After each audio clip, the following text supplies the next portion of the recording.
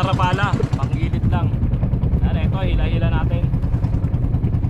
Yan. Pag hindi tayo suswertein sa trolling, mangungulam na lang tayo, magka-casting ulit tayo sa tabi.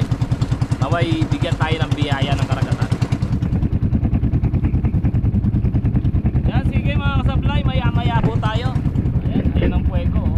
Ayun ang puwego. Tapos ayun ang pulong kalayo. Yan. Bali kalalapas lang natin dito sa ilog. Ayan, sige mga kasablay, at mag-iikot muna tayo. Ayan mga kasablay, nag-jigging tayo dito sa tabi. Gamit yung bago natin paay na Seeker jig na 40 grams. Tinry lang naman natin kasi wala tayong huli sa trolling. Mukhang nakadali tayo. Yun. Wow, lapu-lapu. Mga kasablay, lapu-lapu. Yan oh, ano to? Anong bang tawag dito? Red grouper with that. Mga kasablay. Yeah. Yan, may mga kasablay, may pangalawang huli tayo.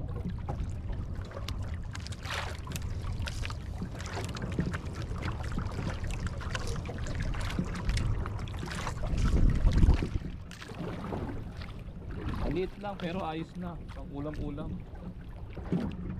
Yan. Kaya ito, yun, lapu-lapu na naman mga kasablay.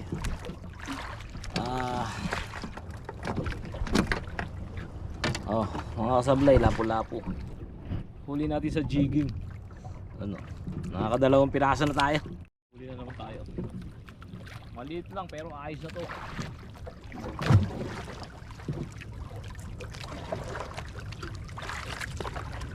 Ayan, ay, bisugo. Bisugo huli natin mga kasablay, bisugo. Alright mga kasablay, padilim na, uuwi na tayo. Ang huli natin sa jigging, 3 piraso. Pero ayos na yon. Gamit ang ating bagong lure na Seeker jig. Yan, 40 grams. Nag-testing lang tayo dyan sa may tabi dyan. Yan. 40 grams ang gamit natin ngayon. Seeker jig ang bago natin jig. Bago natin lure. May huli tayong 3 piraso, 2 lapu-lapu, saka isang bisugo.